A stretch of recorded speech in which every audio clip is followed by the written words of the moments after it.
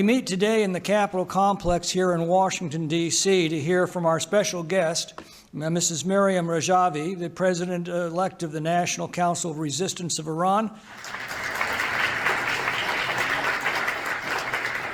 the leading opposition to the dictatorship that has caused so much suffering to the people of Iran and so much bloodshed and strife throughout the Middle East.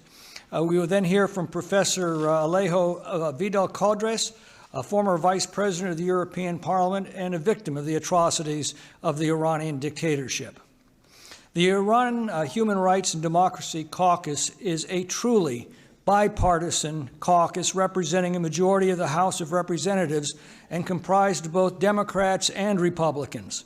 We differ and quarrel about many things, but we are solidly united in support of the people of Iran and their struggle to liberate themselves from the tyranny of the mullahs. Representing the people of the United States, we proudly stand with the National Council of Resistance and its 10-point plan for a free, secular, and non-nuclear Iran.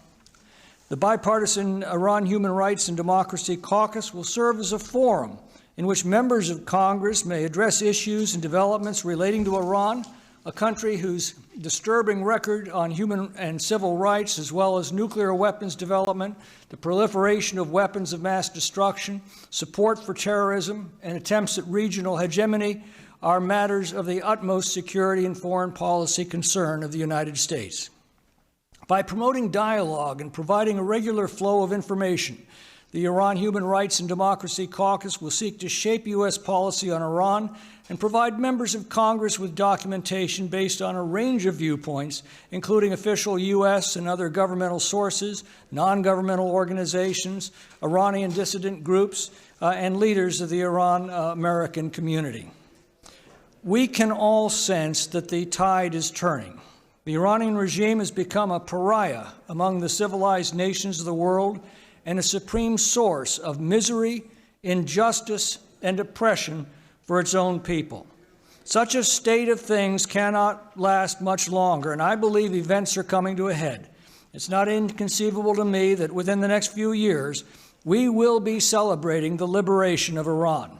I do want to make a very important announcement regarding this caucus and its support for the people of Iran.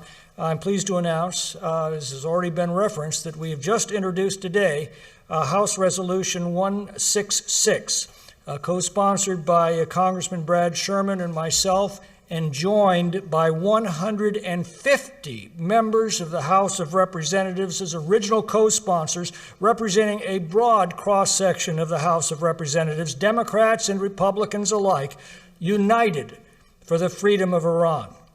This resolution endorses the 10-point plan of the NCRI. It stands behind it and the people of Iran and their vital work, and it pledges to support that work until Iran has been restored to its rightful place among the free, prosperous, and peaceful nations of the world.